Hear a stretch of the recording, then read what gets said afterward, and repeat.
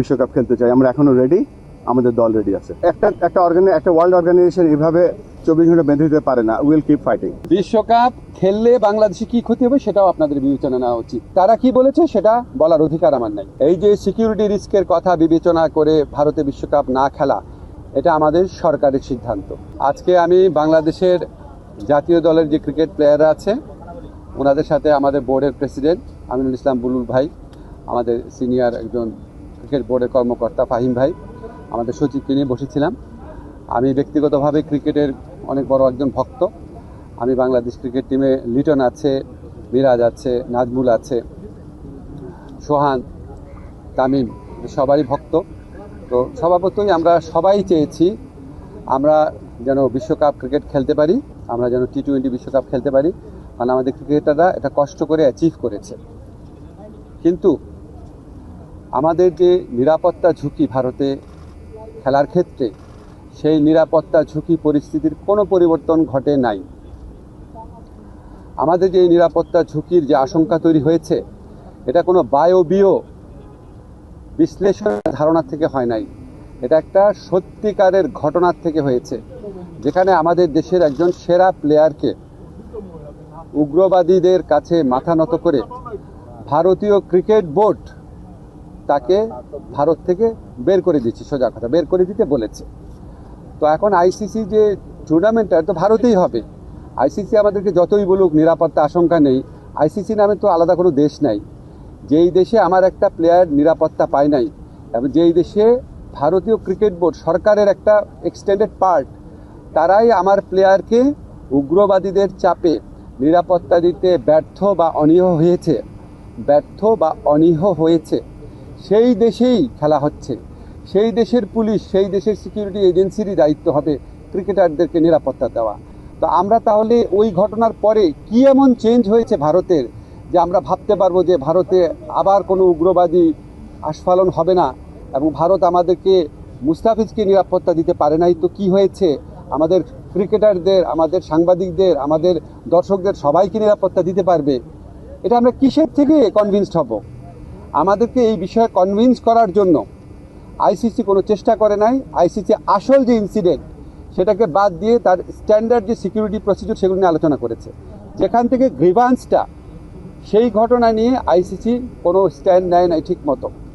এমনকি ভারত সরকারের পক্ষ থেকে যে আমাদের কনভিন্স করানোর চেষ্টা করা যে যেই ঘটনাটা ঘটেছে মুস্তাফিজের ক্ষেত্রে এটা একটা আইসোলেটেড ঘটনা, বা আমরা এটার জন্য সরি, আমরা এই ব্যবস্থা নিচ্ছি, তোমাদের দর্শক, তোমাদের সাংবাদিক, তোমাদের খেলোয়াড়দের জন্য কোনো রকম যোগাযোগের চেষ্টা করে নাই, কোনো রকম কনভিন্স করার চেষ্টা করে নাই। ফলে আমাদের ডিসিশন পরিবর্তন হওয়ার কোনো রকম স্কোপ নাই। আমরা এখনও আশা করব, আমরা মনে করি আমরা আইসিসি থেকে সুবিচার পাই নাই, আমরা এখনও আশা করব আইসিসি সুবিচার করবে। আমাদের যে বিশ্বকাপ খেলার যে অধিকার, যেটা শ্রীলঙ্কাতে আমাদের খেলার সুযোগ রয়েছে, এরকম বহু নদীর পৃথিবীতে আছে যে অন্য একটা ভেন্যুতে সিকিউরিটি রিস্কের কারণে খেলা হচ্ছে। আমাদের এখানে জেনুইন সিকিউরিটি রিস্ক আছে, আমরা এখনও আশা ছাড়ি নাই। আমরা আশা করব আইসিসি আমাদের জেনুইন সিকিউরিটি রিস্কটা সুবিবেচনার সাথে নিয়ে আমাদেরকে শ্রীলঙ্কায় খেলার সুযোগ করে দেবে বিশ্বকাপ। আমরা সেই আশাবাদ নিয়ে এখনও অপেক্ষা করছি। ধন্যবাদ। আর বাকি যা বলার বুলুল ভাই বলবে। আমার একটা মিটিং আছে, আমি আপনাদের থেকে কাইন্ডলি বিদায় নিচ্ছি। আচ্ছা, আমি আজকে ক্রিকেটারদের সাথে যখন কথা বলেছি, আমি প্রথমেই বলেছি ক্রিকেটারদের সাথে আমার যা কথা হবে সেটা আমাদের ব্যক্তিগত ব্যাপার, আমাদের প্রিভিলেজ কমিউনিকেশন। তাদের কারো কথা আমি সাংবাদিকদের বলবো না, তারা নিজেরা বলতে চাইলে বলবে। আমার কোনো কথা তাদেরকে কি বলেছি সেটাও বলবো না, শুধু এইটুক বলবো, কারণ এটা একটা প্রিভিলেজ কমিউনিকেশন। আমি যদি বলি যে ক্রিকেটাররা কী কী বলেছে সব আপনাদের বলবো, তাহলে তো ওরা মন খুলে কথা বলতে পারবে না। আমাদের এই সাক্ষাতের উদ্দেশ্যটা ছিল আমরা সরকার কেন এই সিদ্ধান্তটা নিয়েছে সেটা তাদের ব্যাখ্যা করে বুঝিয়ে বলা, কনটেক্সটটা বলা। আমার কাছে মনে হয়েছে যে তারা এটা বুঝতে পেরেছে, এটাই পারপাস ছিল, আর কিছুই না। আর তারা কি বলেছে সেটা বলার অধিকার আমার নাই। বিশ্বকাপ খেললে বাংলাদেশে কি ক্ষতি হবে সেটাও আপনাদের বিবেচনা নেওয়া উচিত। মাথা নত করে নিজের দেশের মানুষকে সিকিউরিটি রিস্কের মধ্যে ফেলে এই আঞ্চলিক রাজনৈতিক পরিস্থিতি বিবেচনা না করে একটা জেনুইন রিস্কের মধ্যে নিজের দেশের শুধু খেলোয়াড় না, দর্শক এবং সাংবাদিকদেরকে ঠেলে দিলে কি ক্ষতি হতে পারে সেটাও আপনাদের সবার বিবেচনা নেওয়া উচিত। আমি আপনাকে একটা কথা স্পষ্ট করে বলি, আমাদের খেলোয়াড়দের সাথে বোর্ডের সবসময় যোগাযোগ ছিল, ঠিক আছে? আমার সাথে যোগাযোগ তো আমার তো বোর্ড আছে, আমার তো মন্ত্রণালয় আছে।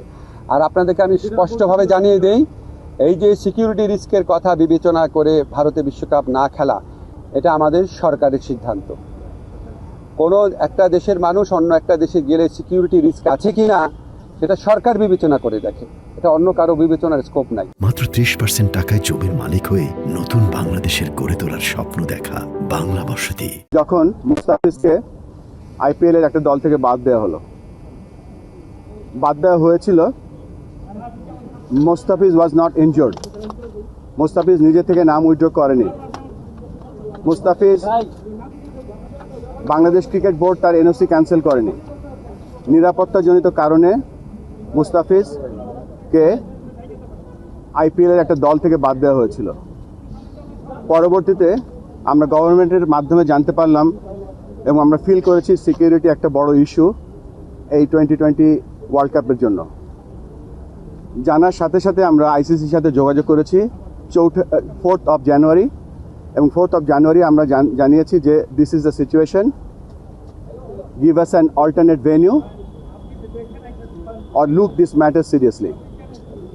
পরবর্তীতে বিভিন্ন পর্যায়ে আমাদের সাথে যোগাযোগ হয়েছে এবং যোগাযোগের এক পর্যায়ে আমরা এস্টাবলিশ করতে পেরেছিলাম যে এই সিকিউরিটির কারণে আইসিসি বিভিন্ন পদক্ষেপ নিয়েছে এবং রিসেন্টলি আইসিসি বিভিন্ন সময় 1996, 2003 যে ঘটনাগুলো ঘটেছিল সেগুলো বলার চেষ্টা করেছে।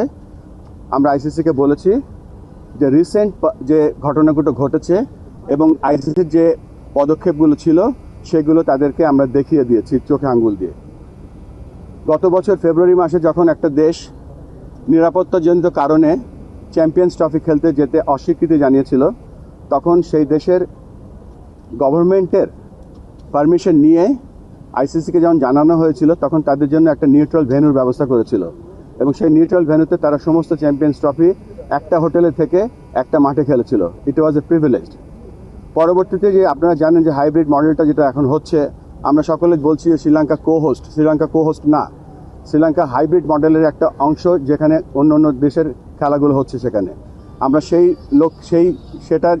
সেই দিকে তাকিয়ে আমরা বলেছিলাম যে যেহেতু এটা হাইব্রিড মডেলটাও হয়েছে বিকজ অফ সিকিউরিটি এবং গভর্নমেন্টের অনীহার কারণে, আমরা সেই লাইনেও তাদের আইসিসিকে বলার চেষ্টা করেছি এবং বুঝিয়েছি, কিন্তু তারপরে আমাদের আবেদনকে খারিজ করে দেওয়া হয়েছে। আমরা আবারও চেষ্টা করব আজকে আর কি পথ আছে আইসিসিকে বলা। আপনারা হয়তো গতকালকে শুনেছেন যে একটা ভোট হয়েছে। ভোটের নাম্বারটা অফিসিয়ালি আমি বলতে চাচ্ছি না, কেননা আইসিসি সেটা বলতে বারণ করেছে, কিন্তু বিভিন্ন জায়গায় ভোটের একটা নাম্বার দেখতে পাচ্ছি। আমরা খুব সন্দিহান। বাংলাদেশ ক্রিকেট নিয়ে আমরা খুব গর্ব বোধ করি, কিন্তু ওয়ার্ল্ড ক্রিকেট নিয়ে আমরা সন্দিহান। যেখানে ক্রিকেটের পপুলারিটি কমে যাচ্ছে, সেখানে আইসিসি এরকম অলমোস্ট 200 মিলিয়ন লোকের খেলা দেখার বা খেলার যে একটা প্রত্যেক দিন আমরা বিশ্বাস করতাম যে এই কয়দিন যে আমাদের প্রত্যেকটা লোক সকালবেলা উঠে শুনতে পাবে যে বাংলাদেশ বিশ্বকাপ খেলছে এবং আইসিসি বাংলাদেশের আবেদনটা মেনে নিয়েছে। কিন্তু এই সিচুয়েশনে যখন আমরা দেখতে পাচ্ছি বাংলাদেশ খেলতে যাচ্ছে না বা বাংলাদেশকে একটা আলটিমেটাম বেঁধে দেওয়া হয়েছে, তারপরে আমরা সর্বস্ব চেষ্টা করে যাব। যেখানে এর আগেও বলছিলাম যে বিশ্ব ক্রিকেটের পপুলারিটি কমে যাচ্ছে, সেখানে বাংলাদেশের মতো দেশ যদি বাংলাদেশের মতো একটা ক্রিকেট লাভিং কান্ট্রি যদি মিস করে, আইসিসি বড় একটা মিস করবে। যেখানে ক্রিকেট বড় হচ্ছে, ক্রিকেট অলিম্পিকে যাচ্ছে 28-এ, 32-এ ব্রিসবেন হোস্ট করছে, 36-এ ইন্ডিয়া অলিম্পিক বিট করছে, কমনওয়েলথ গেমস তারা বিট করছে। সেখানে যদি এরকম একটা জনবহুল ক্রিকেট লাভিং কান্ট্রি যদি না যায়, এটা মনে হচ্ছে যে হোস্ট কান্ট্রির জন্য এটা ব্যর্থতা। আমরা আমাদের মধ্যে চেষ্টা করে যাব, আমরা এখনও হাল ছেড়ে দিচ্ছি না। আমরা আবার আজকে কমিউনিকেশন করব আরও কিছু জিনিস নিয়ে এবং চেষ্টা করে যাচ্ছি যাতে আমাদের ছেলেরা বিশ্বকাপ খেলতে পারে। আমাদের একটাই চাহিদা, আমরা বিশ্বকাপ খেলতে চাই। এই মুহূর্তে আমরা ইন্ডিয়াতে যেতে চাই না, আমরা শ্রীলঙ্কার মাটিতে বিশ্বকাপ খেলতে চাই। আমরা এখনও রেডি, আমাদের দল রেডি আছে। একটা ওয়ার্ল্ড অর্গানাইজেশন এভাবে 24 ঘন্টা বেঁধে দিতে পারে না। Will keep fighting. শকিং আমরা প্রেস লিস্টে দেখিনি, বাট যে মিটিংটা হয়েছিল সেখানে কিছু শকিং বিষয় ঘটেছিল। ইররিলেভেন্ট ইস্যু না, এটা ক্রিকেট খেলা ছিল এবং যেই দেশে ক্রিকেট খেলা ছিল, they were the sole authority for that event.